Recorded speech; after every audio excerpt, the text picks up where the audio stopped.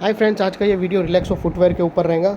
और दोस्तों, ये स्टॉक के एनालिसिस ट्रेडर्स और इन्वेस्टर्स दोनों के लिए होगा। और दोस्तों, आप लोगों को बता दूं कि रिलैक्सो फुटवेयर एक टाइम के अपने ज़माने में फुटवेयर के अंदर बहुत ही ऐसी लीडिंग कंपनी बन गई थी। उसने उसने टाटा के जो बाटा है ना, उसको भी उसके अर्निंग के साथ वो उसको भी बीट किया था एक टाइम पर।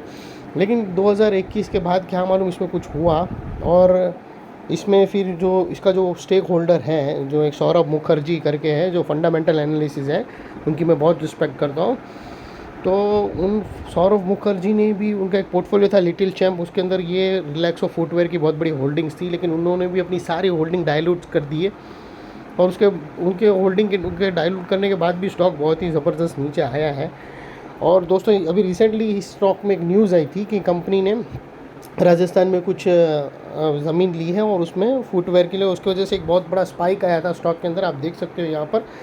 लेकिन हम देखेंगे क्या ये इसके स्टॉक के एनालिसिस फंडामेंटल चेंज हुए, क्या ये एक वापस मल्टी बैगर रिटर्न दे सकता है। और इसके मल्टी बैगर की हिस्ट्री बहुत ही दोस्तों अजीब ही है। इसने ऐसे भयानक रिटर्न दिए अपने पिछले टर्म्स में। और देखो, जब भी देखो, ये ऐसा होना चाहिए कि जो पोर्टफोलियो काम नहीं करे, जो स्टॉक काम नहीं करे, निकाल दो।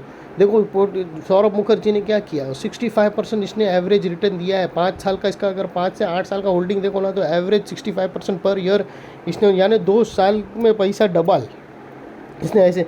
जब भी इसने वो काम करना बंद कर दिया, उसको तुरंत ही बाहर निकाल दिया अपने पोर्टफोलियो से सौरभ मुखर्जी। तो ऐसा होना चाहिए दोस्तों कि कोई भी स्टॉक लो, काम नहीं करे तो बोला भाग, तेरी जगह नहीं है हमारे पोर्टफोलियो में, बाहर निकल तू। नोट बना रहा है उसको रखो, जो नहीं बना रहा है उसको पोर्टफोलियो में होना ही नहीं चाहिए। तो दोस्तों, इसका और बजाज फाइनेंस का भी एक हिस्ट्री थी कि लोग ये सब है ना, इसका एवरेज रिटर्न आता था 65% पर एनम दोस्तों। और कंटिन्यू 5-5, 8-8 साल देखते थे। तुम अगर 10 लाख रुपया डालो ना, तो 5 साल में वो 30 लाख के ऊपर हो जाता था दोस्तों। 38 लाख तक हो जाता था। ये बजाज फाइनेंस और इन लोग ने ऐसे रिटर्न दिए। लेकिन इस हर एक स्टॉक का एक साइकिल आता है जिसके बाद वो गिरता है। तो अभी फिर उसके बाद गिरा है स्टॉक भयंकर, और उसमें भी कुछ बाइंग हम देखते हैं कि क्या वो वापस वैसा बनने वाला है कि नहीं, वापस वो मोजो स्टार्ट होंगी। और अभी फुटवेयर के अंदर मतलब छोटे मोटे प्लेयर भी बहुत आ गए हैं, सस्ते माल में बेचते हैं, तो लोगों को बहुत प्रॉब्लम भी हो रहा है। और इन लोग का रिकॉर्ड था कि पर डे 1 लाख शूज़ पैर उन लोग बनाते थे। अभी तो और भी प्लांट बढ़ गया होगा, ये बात थी तकरीबन अराउंड 1-1.5 साल पहले की। तो देखते हैं, अभी हम टेक्निकल एनालिसिस पे जाते हैं।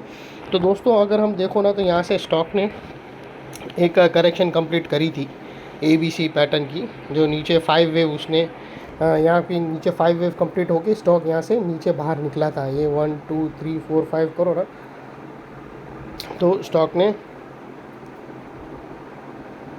सॉरी फ्रेंड्स,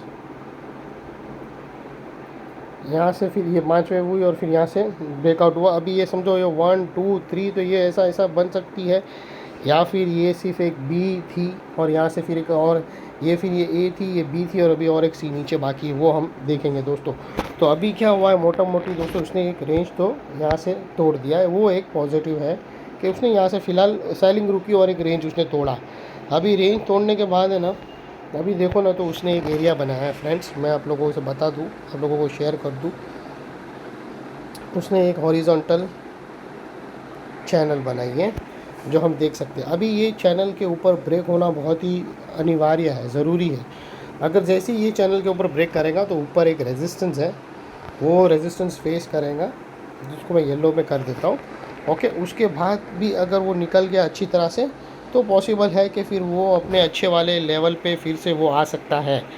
लेकिन कब होगा ये, कि ये जो चैनल है इसके ऊपर वीकली क्लोज कर दे दोस्तों, वीकली 2 कैंडल ऊपर क्लोज कर दिया, तो फिर वापस ऊपर के साइड इसकी अच्छी खासी स्टार्ट हो जाएगी।